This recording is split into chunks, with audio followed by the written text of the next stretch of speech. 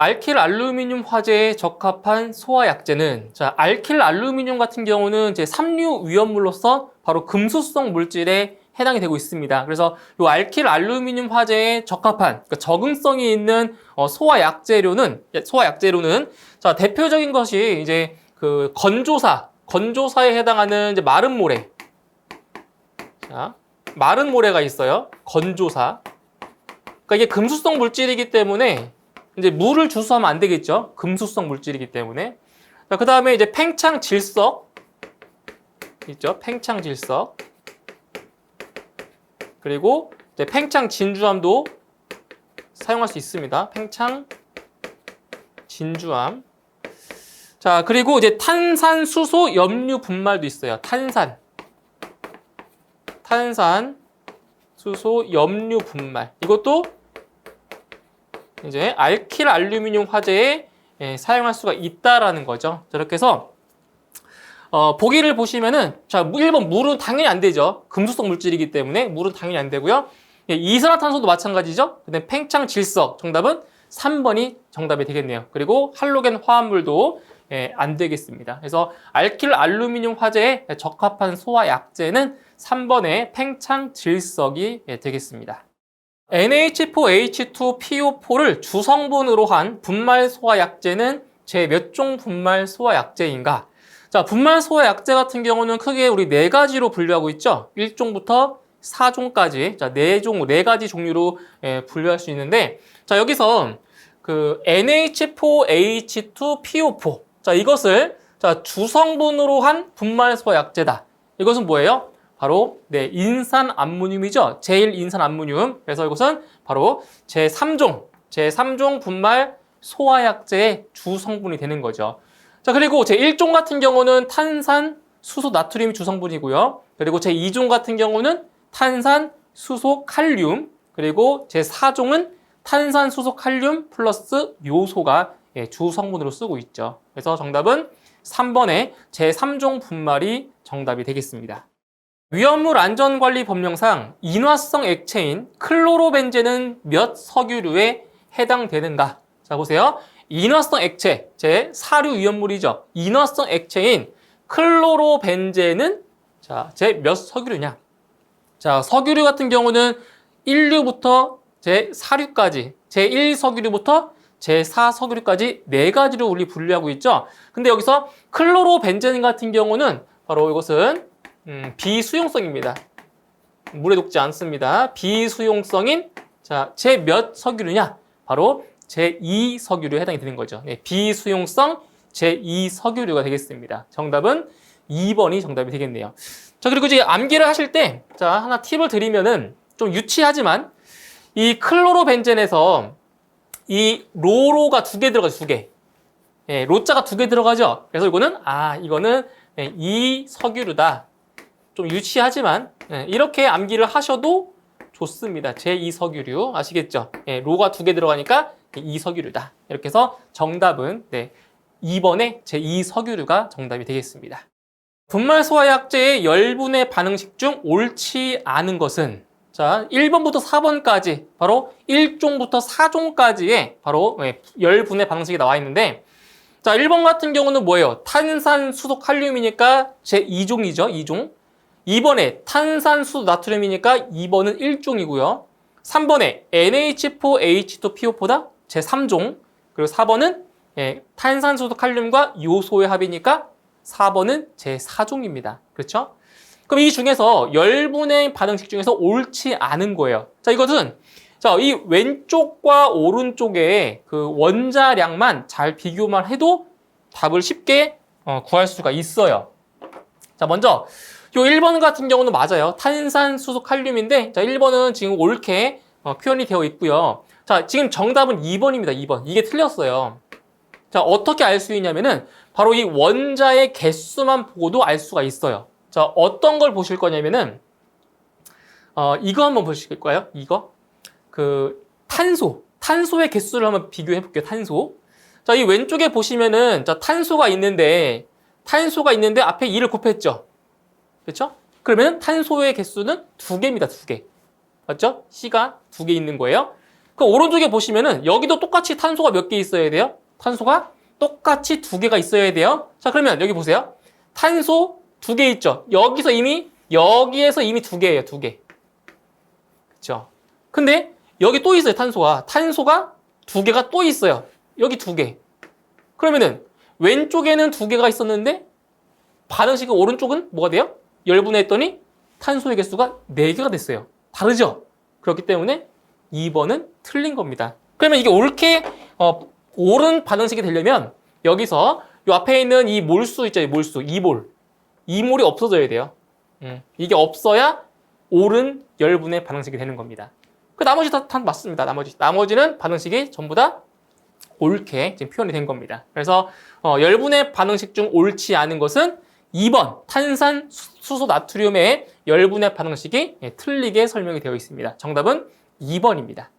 다음 중 인화점이 가장 낮은 물질은, 자, 보기 중에서 인화점이 가장 낮은 그러한 물질을 고르는 문제인데, 자, 인화점이라고 하는 것은 뭐예요? 인화점은 자, 점화원이 있을 때, 자, 불이 붙는 최저 온도를 우리는 인화점이라고 하죠. 인화점.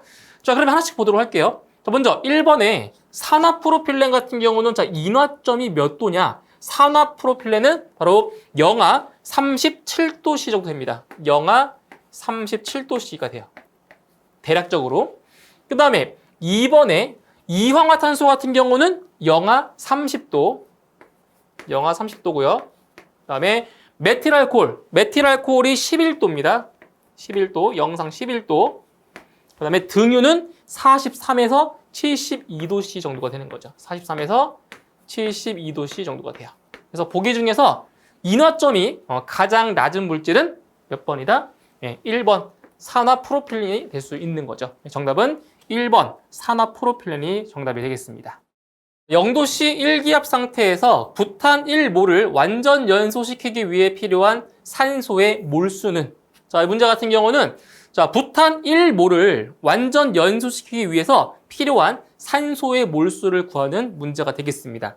자, 그러면 이제 기본적으로 일단 이 부탄의 그 화학식을 알고 계셔야 돼요. 부탄의 화학식.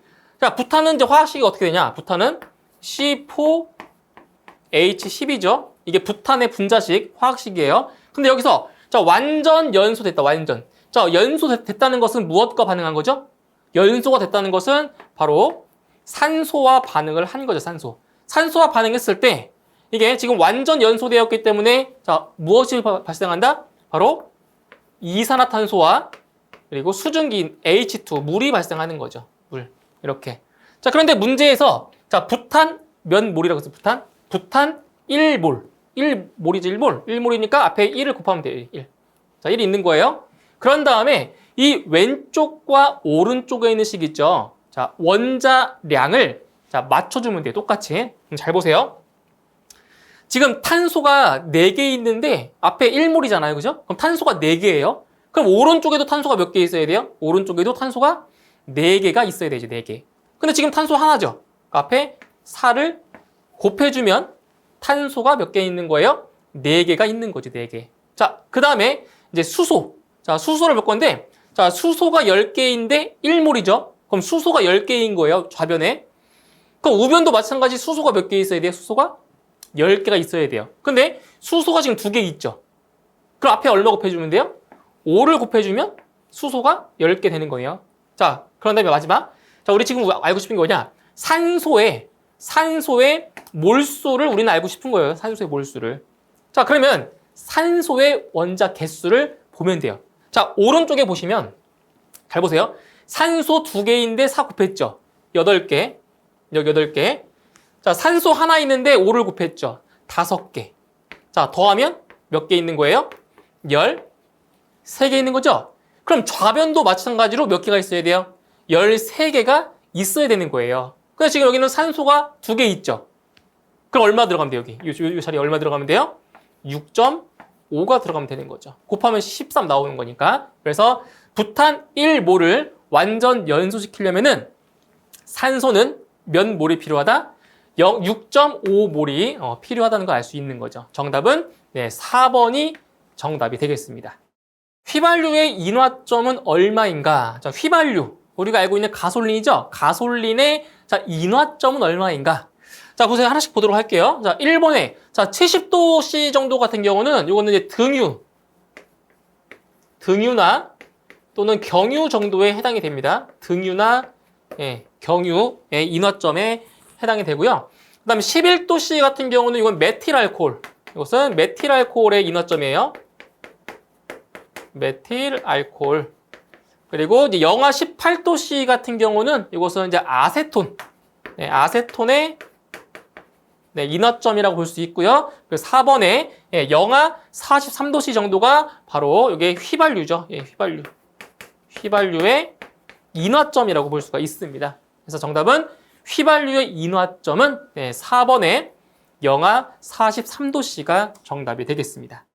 다음 중 폭괭을 기인하는 요인으로 옳은 것은 자, 폭괭, 디토네이션을 기인하는 요인으로 맞는 걸 찾는 겁니다. 자, 1번에 급격한 충격파, 2번에 강렬한 복사열, 3번에 신속한 전도열, 4번에 급속한 대류열. 자, 보기 중에서 폭괭을 기인하는 자, 요인이 무엇이냐? 일단 정답은 1번이죠. 급격한 충격파가 정답인데 일단 이 폭괭이라고 하는 것은 화염. 자, 화염의 전파 속도가 이 전파 속도가 음속보다 어때요? 음속? 소리의 속도보다 더 빠르죠? 화염의 전파 속도가 음속보다 빠른 경우에요. 그러니까 엄청 빠르다는 거죠. 음속도 빠른데. 그래서 폭괭은 화염의 전파 속도가 음속보다 빠른 경우로서 이때 그 파면 선단에 자, 충격파라고 하는 압력파가 생겨서 이거죠.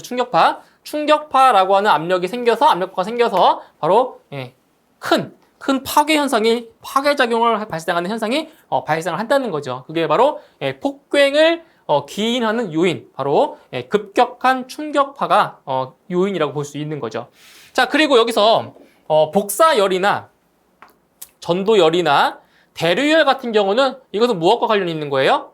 바로 열 전달과 관련이 있는 거죠? 열 전달의 종류잖아요. 그렇죠? 그래서 폭괭을 기인하는 요인은 1번에 급격한 충격파가 정답이 되겠습니다.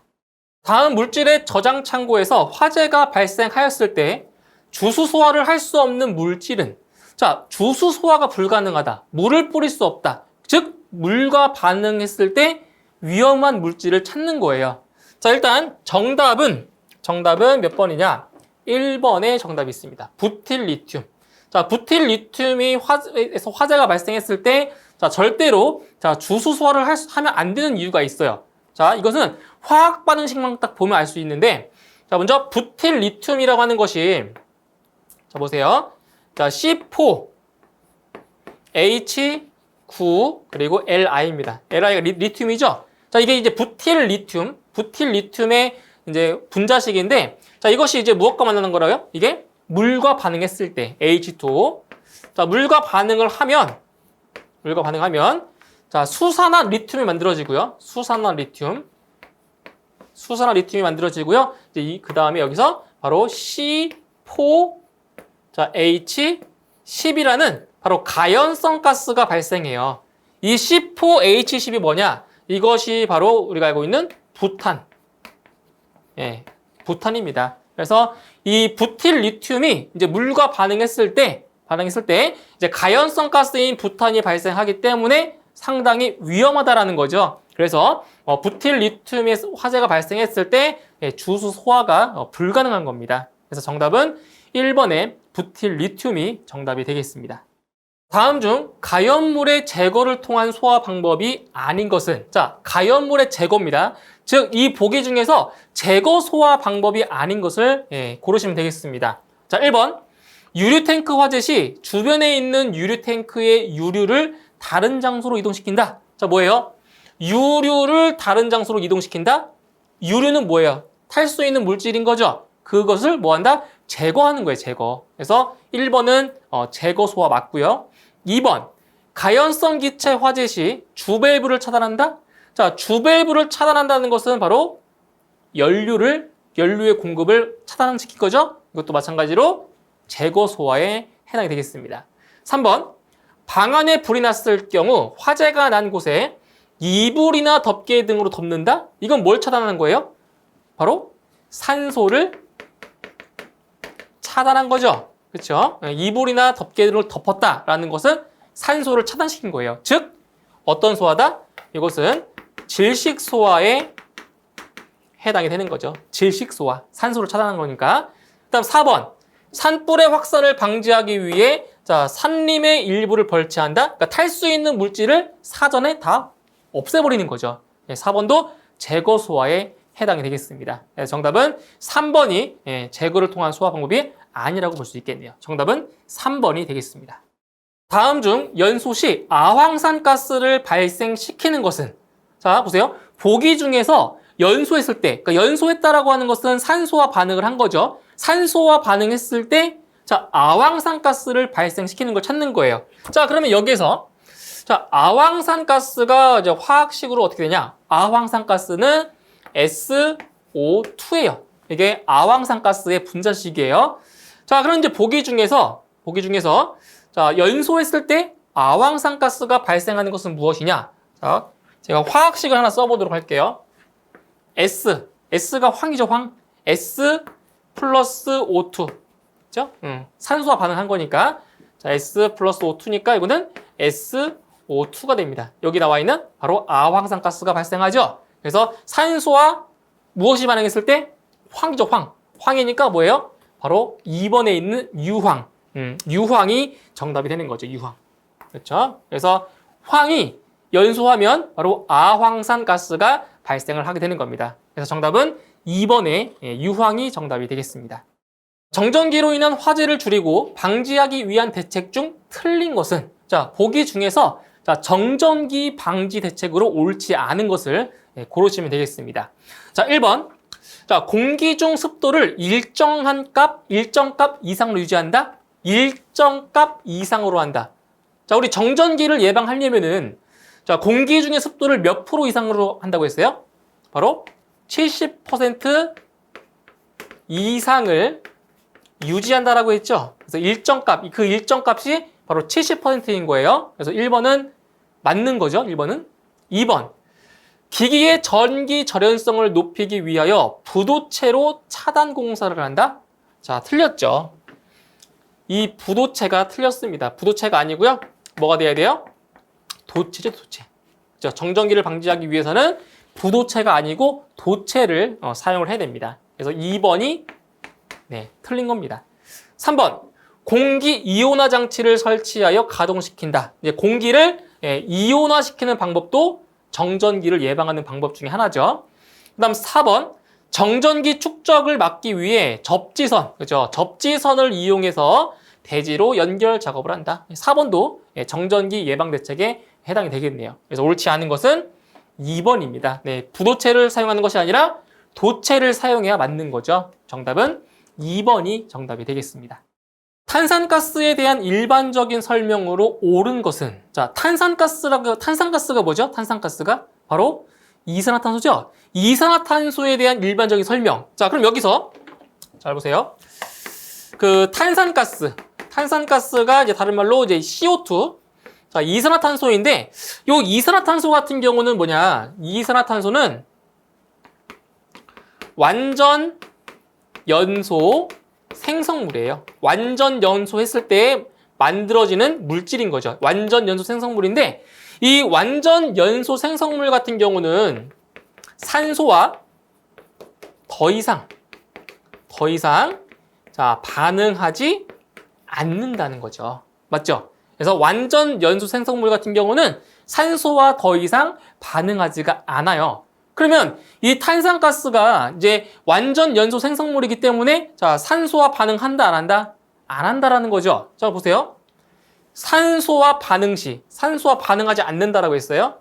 그 다음, 산소와 반응하지 않는다라고 했어요. 자, 산화하지 않으나 산소와는 반응한다? 반응하지 않는다라고 했어요. 자, 산소와 반응하지 않는다. 정답? 4번이 정답이 되겠습니다. 그래서 탄산가스 같은 경우는 완전 연소 생성물이기 때문에 산소와 더 이상 반응할 수가 없는 물질입니다. 정답 4번이 정답이 되겠습니다. 다음 중 분진 폭발의 위험성이 가장 낮은 것은? 자, 여기서 이제 보기 중에서 분진 폭발의 위험성이 낮은 걸 찾는 거예요. 자, 1번 알루미늄 분. 자, 금속분이기 때문에 분진 폭발 위험성이 있죠. 2번 유황. 또 마찬가지고요. 3번 팽창질석, 4번 소맥분. 자, 4번 같은 경우도 이제 분말이니까 분진 폭발의 위험성이 있습니다. 근데 이 3번의 이 팽창질석 같은 경우는 이거는 우리가 소화약제로 쓰고 있죠. 소화약제. 맞나요?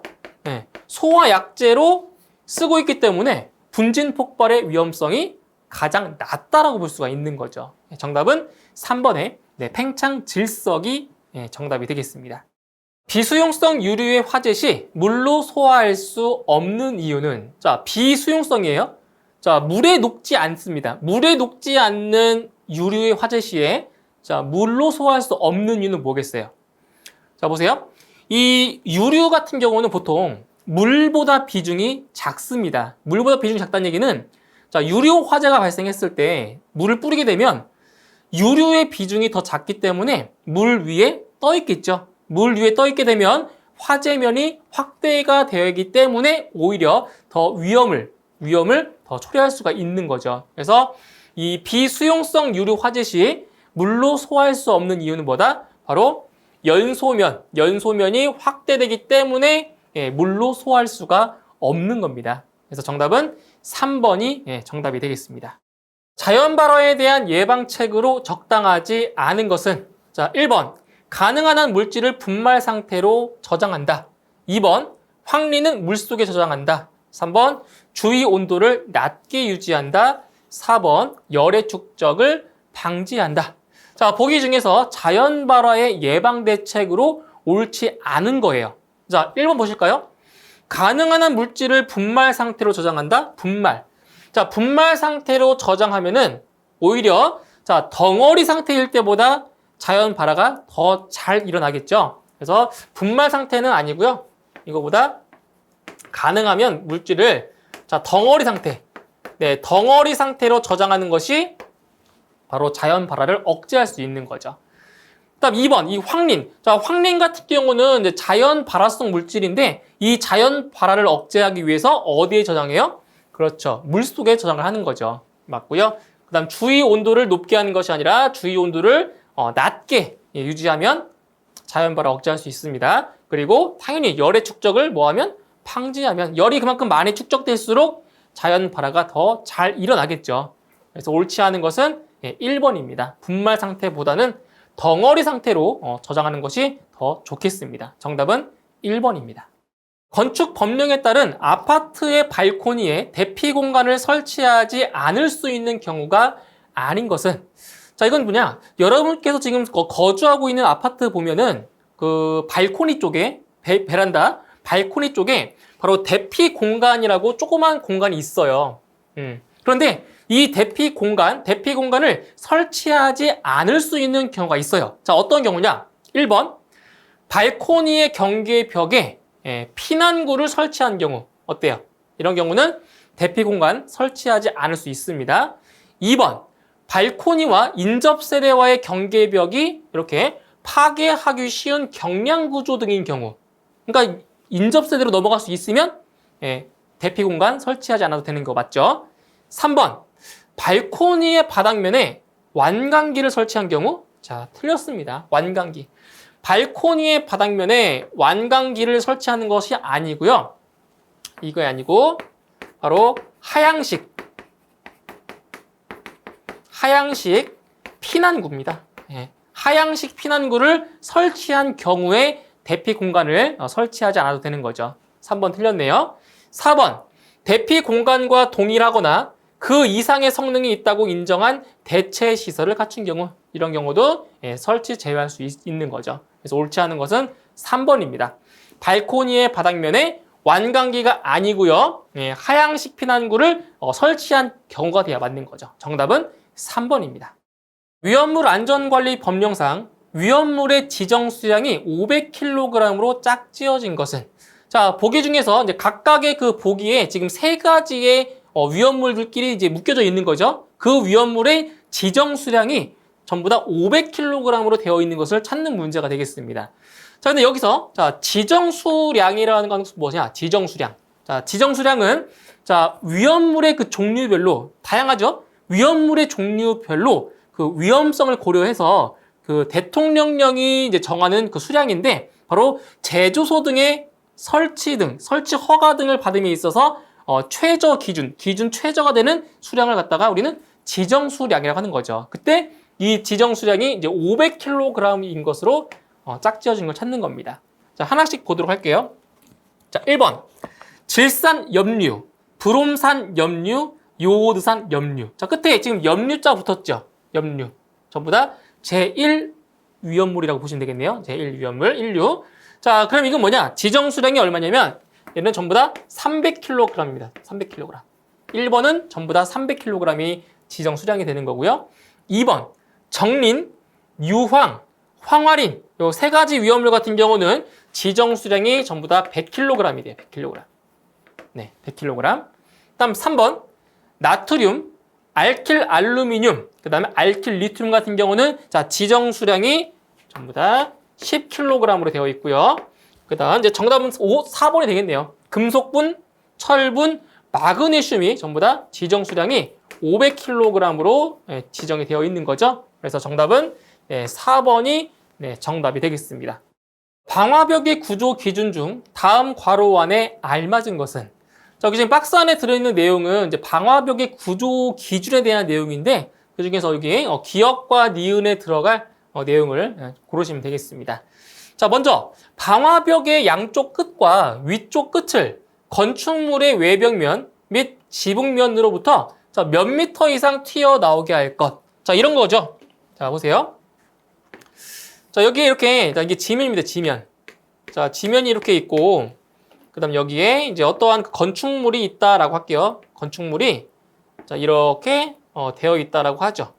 자, 그때 이제 방화벽을 설치를 할 건데, 그 방화벽을 여기에다가 이렇게, 자, 방화벽을 설치를 했다라고 했을 때, 그때 이 방화벽에 이거 볼게요. 위쪽 끝, 여기 위쪽 끝이죠? 위쪽 끝을 지붕면으로부터, 요 지붕면으로부터, 자, 얼마라고요? 얼마 이상 튀어나오게?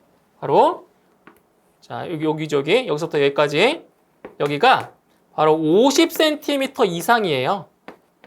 50cm 이상 튀어나오게 설치를 하는 거죠. 그래서 요 기역에 들어갈 맛은 미터니까 0.5m가 되겠죠. 50cm니까 0.5m.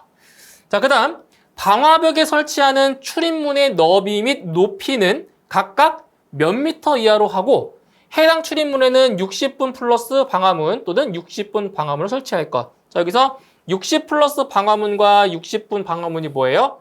우리가 기존에 있었던 이게 바로 갑종 방화문이죠. 예전에 썼던 갑종 방화문. 지금은 이 용어를 안 씁니다. 갑종 방화문. 예전에 썼던 용어입니다. 자, 그때 이 방화벽에 설치하는 출입문. 자, 출입문을 이렇게 이게 출입문이라고 할게요. 출입문이라고 했을 때 그때 지금 너비와 높이죠. 너비와 높이. 너비는 이제 여기서부터 여기까지 너비. 2.5m 이하. 자, 높이도 마찬가지죠. 높이도 2.5m 이하. 이하로 설치할까? 그래서 요 니은에 들어갈 말은 2.5m가 되는 겁니다. 그래서 정답은 3번이 정답이 되겠습니다. 다음 중 열 전도율이 가장 작은 것은? 자, 여기서 그 열 전도율이라고 하는 건 뭐냐? 어떤 물체 속에서 자, 열이 전달되는 정도를 수치화시킨 게 바로 열 전도율이죠. 그때 이 열 전도율의 단위는 뭐냐? 열 전도율의 단위는 와트 퍼 미터 도씨가 되는 거죠. 이게 열 전도율의 단위예요. 대신 와트 퍼 미터 켈빈도 됩니다. 그래서 와트 퍼 미터 도씨가 되고요. 그때 이 보기 중에서 그 열 전도율이 가장 작은 걸 찾는 거예요. 작은 것을. 자, 그럼 하나씩 볼까요? 자, 알루미늄 같은 경우는 한 237 정도가 돼요. 단위는 이건 단위 똑같습니다. 이거 와트 퍼 미터 도시. 자, 237 정도가 되고요. 그 다음에 철제. 자, 철제 같은 경우는 80.3 정도가 됩니다. 80.3 정도가 되고요. 그 다음에 은 같은 경우는 427 정도가 됩니다. 열 전도율이. 그리고 4번의 앞면, 광물 섬유 같은 경우가 0.046 정도가 나오게 되는 거죠. 그래서 보기 중에서 열 전도율이 가장 작은 것은 4번의 앞면이 정답이 되겠습니다.